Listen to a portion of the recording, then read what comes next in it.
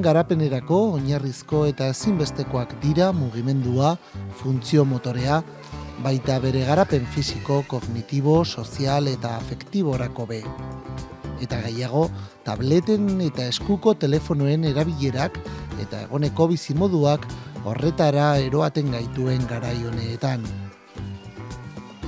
Horregaitik, Begoña Azpikastolak inoiz baino beharrezkoagoa eta erabilgarriagoa dan psikomotrizitate ereduaren alde egin dau.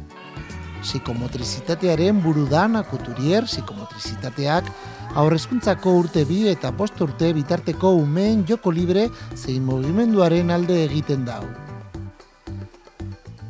Ikasleek mugimenduaren bidez, emozioak sentitzeko modua bere zelangoak diran azaldu eta atzemango dabe.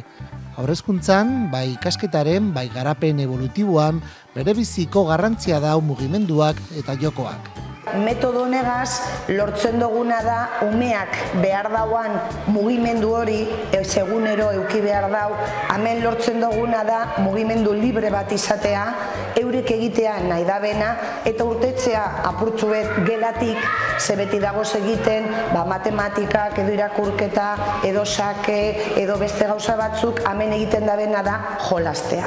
Eta bai pentsatu dugu gaur egun zelan dago gizartea, zelako dago apurbet eskakizun oso gogorran gizartearen aldetik, beti izan behar da pertsona oso kompetitiboa, bai uste dugu beharrezkoa dela umea benetan izatea beradan bezalakoa. Honek guztiak 3 helburu nagusi dauz.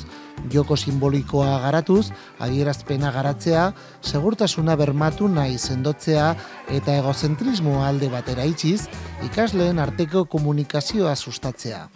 Horregaitik, astean behin psikomotrizitate saioak beldurrei aurre egin, gozatu, jolastu, saltu egin eta adierazteko zein agertzeko leku zabal eta askera eroango dauz ikasleak.